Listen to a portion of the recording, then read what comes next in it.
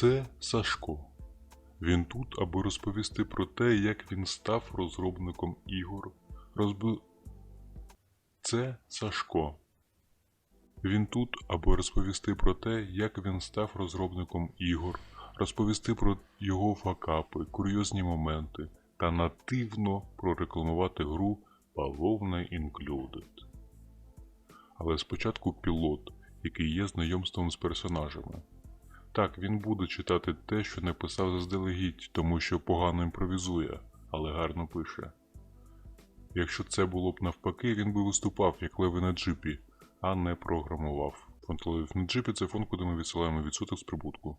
В нього на цьому відео буде невиразливе обличчя через те, що він не виспався, бо вночі вкотре була повітряна тривога. Це серіал gamedev.ua.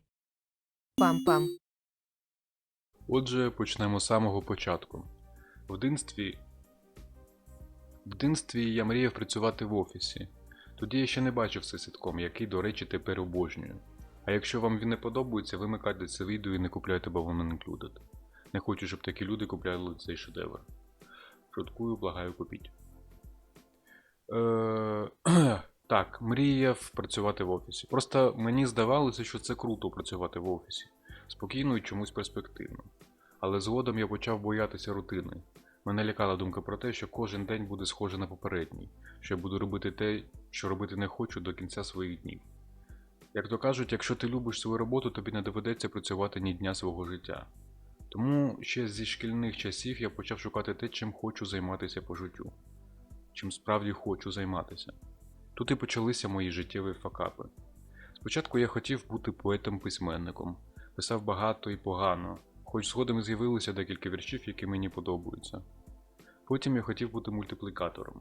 Малював короткі анімації по 10 секунд на різну тематику з претензією на гумор.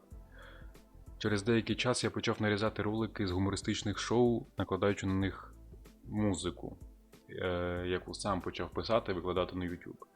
Ця музика була настільки поганою, що її існування ставило під сумнів моє психічне здоров'я, бо я чомусь називав це музикою.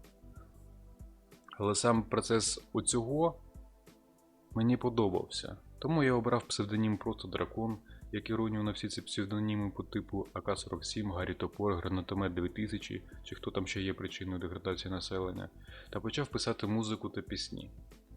Окрім того, я знімав кліпи, співав, монтував, продюсував. Але чи може щось вийти, якщо немає музичної освіти, аудиторії, грошей чи таланту? Відповідь малоймовірно. Ось і в мене не вийшло. Але це все не було даремно. Ці кліпи, де я виставляю себе не в кращому світлі, дали мені трохи більше сміливості помилятися. Робота з музикою, з відео – це досвід. А загалом все це буде в нагоді згодом. Тут раптом я зрозумів. Хочу бути програмістом і писати ігри. Ні, я би що, ні, до того ще є трохи часу.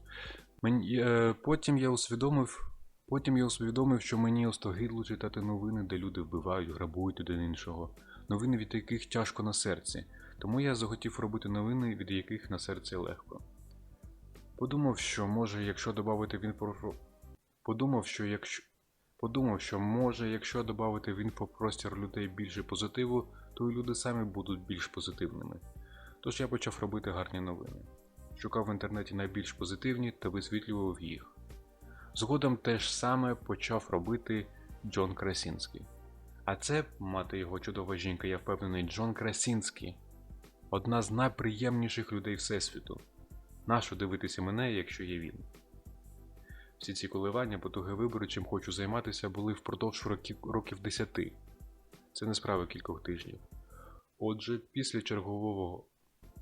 після чергового факапу я вже опустив руки. Почав шукати стабільну роботу, як більшість людей. І тут мій друг каже, що хоче піти на курси програмування. Всі знають, що програмістів гарна зарплатня, тому я пішов на ці курси разом з ним. Тут і почалося справжнє становлення Iron Belly's Crew.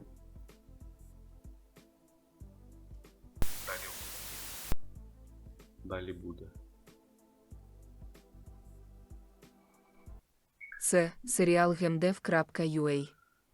Пам-пам.